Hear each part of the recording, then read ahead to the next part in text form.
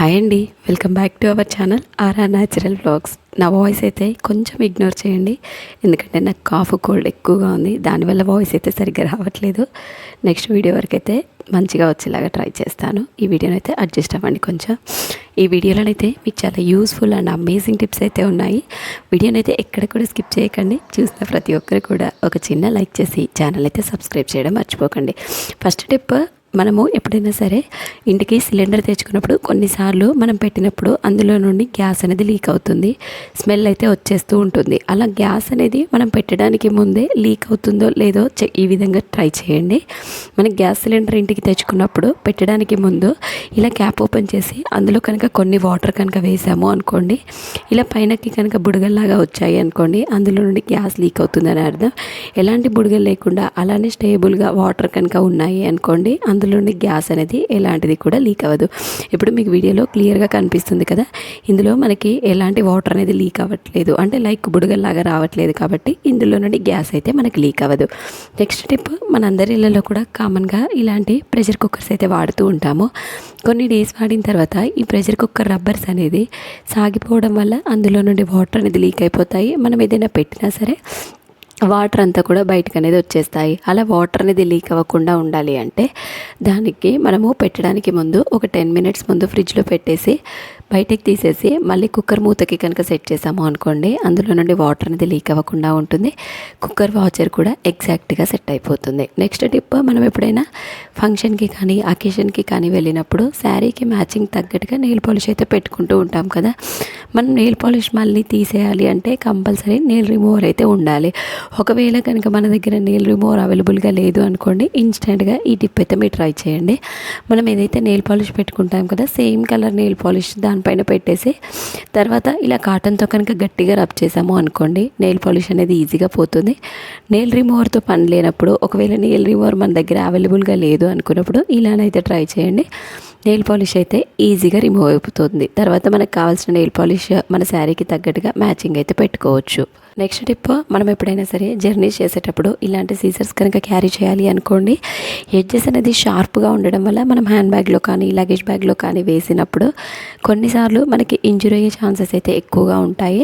అలా షార్ప్గా ఉన్నప్పుడు క్యారీ చేయడం కూడా చాలా కష్టమవుతుంది కదా. ఇలా సింపుల్గా ట్రై చేయండి.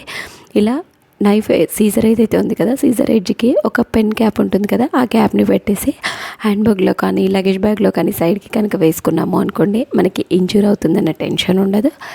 అలాగే మనం ఎప్పుడైనా సరే చిన్నపిల్లలు కనుక వాళ్ళతో కనుక మనం ట్రావెల్ చేసాము అనుకోండి, వాళ్ళు ఊరికే హ్యాండ్ బ్యాగ్ లగేజ్ బ్యాగ్ సర్దుతూ ఉంటారు కదా.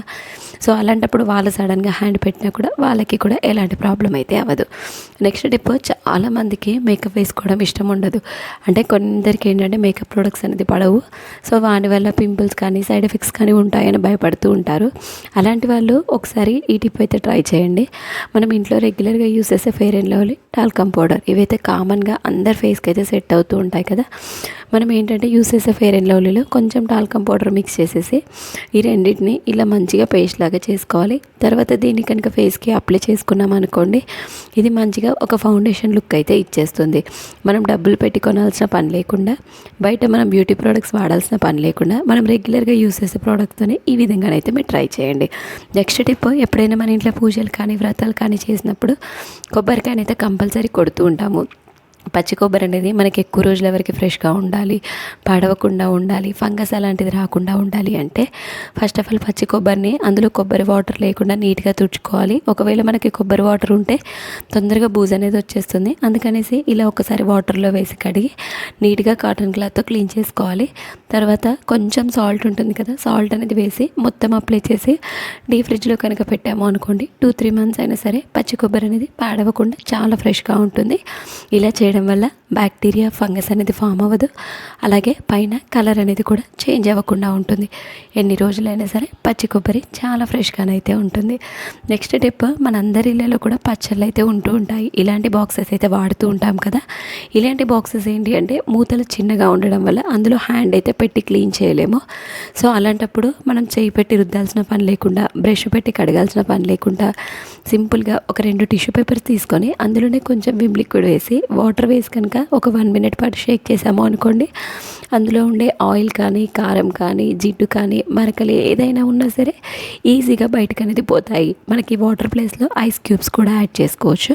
ఒకసారి ఇలా షేక్ చేసేసి ఆ వాటర్ని రిమూవ్ చేసి నార్మల్ వాటర్తో ఒకసారి కనుక షేక్ చేసాము అనుకోండి, డబ్బా అనేది మంచిగా క్లీన్ అయిపోతుంది. మనం బ్రష్ పెట్టి రుద్దాల్సిన పని లేకుండా, చేయి పెట్టి కడగాల్సిన పని లేకుండా ఇలా కనుక ట్రై చేశారనుకోండి, ఎంత పెద్ద పెద్ద డబ్బాలైనా, జాడీలైనా ఏవైనా సరే చాలా సింపుల్గా ఈజీగానైతే క్లీన్ అయిపోతాయి. నెక్స్ట్ టిప్, ఎప్పుడైనా సరే మనం ఇంట్లో ఏదైనా స్వీట్స్ కానీ చేయాలి అనుకున్నప్పుడు ఇలా బెల్లంని అయితే వాడుతూ ఉంటాము. మెయిన్గా అరిసెలు అలాంటివి చేయాలి అనుకున్నప్పుడు ఎక్కువ క్వాంటిటీ బెల్లం అయితే పడుతూ ఉంటుంది కదా. సో మనము చాలామంది బెల్లం తినడం అనేది చాలా హెల్త్కి కూడా మంచిది, చాలా హెల్త్ బెనిఫిట్స్ అనేది ఉంటాయి. చాలామంది బెల్లంని ఏంటి అంటే మనకి తురుముకునేటప్పుడు చాలామంది పగలగొడుతూ ఉంటారు. అలా పగలగొట్టాల్సిన అవసరం లేకుండా ఇలా నైఫ్తో కనుక ఇలా అన్నాము అనుకోండి, బెల్లం అనేది ఈజీగా తురుముకోవచ్చు. చాలామంది ఏదైనా పండగలు కానీ, ఏదైనా ఫంక్షన్స్ కానీ ఉన్నప్పుడు పీరియడ్స్ పోస్ట్పోన్ చేసుకోవాలి అనుకుంటూ ఉంటారు. కొంతమందికి ఏంటి అంటే ముందే కావాలి అనుకుంటారు. ఎప్పుడైనా పీరియడ్స్ ముందే కావాలి అనుకున్న వాళ్ళు ఒకసారి టిప్ అయితే ట్రై చేయండి. కొంచెం బెల్లంని తీసుకొని అందులోనే కొంచెం ఇంగువని అయితే మిక్స్ చేసుకోవాలి.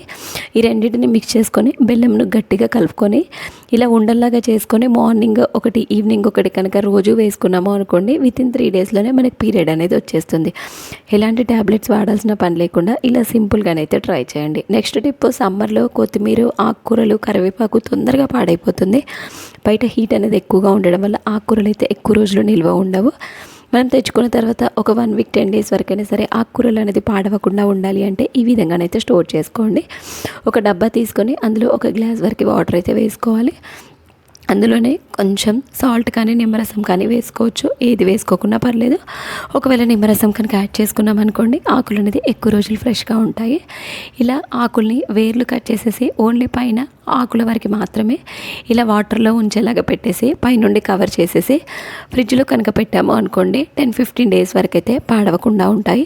ఈ వాటర్ని ఎవ్రీ 2-3 డేస్కి ఒకసారి అయితే కంపల్సరీ చేంజ్ చేస్తూ ఉండాలి. నెక్స్ట్ టిప్, మనము ఎప్పుడైనా సరే దోశలు చేసుకున్నప్పుడు క్రిస్పీగా మంచి కలర్ రావాలి, హోటల్లోగా మంచి క్రిస్పీగా ఉండాలి అంటే బ్యాటర్ ప్రిపేర్ చేసుకున్నప్పుడు ఈ క్వాంటిటీస్ అయితే ఫాలో అవ్వండి.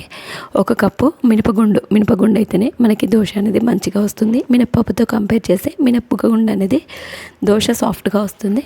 దానికి 2 కప్పుల వరకు బియ్యం అయితే యాడ్ చేసుకోవాలి. రేషన్ బియ్యంతో చేస్తే దోశ అనేది మంచిగా వస్తుంది. అందులోనే కొంచెం శనగపప్పు, అలాగే మనకి దోశ అనేది క్రిస్పీగా రావడానికి, మంచి కలర్ రావడానికి మెంతులు యాడ్ చేసుకోవాలి.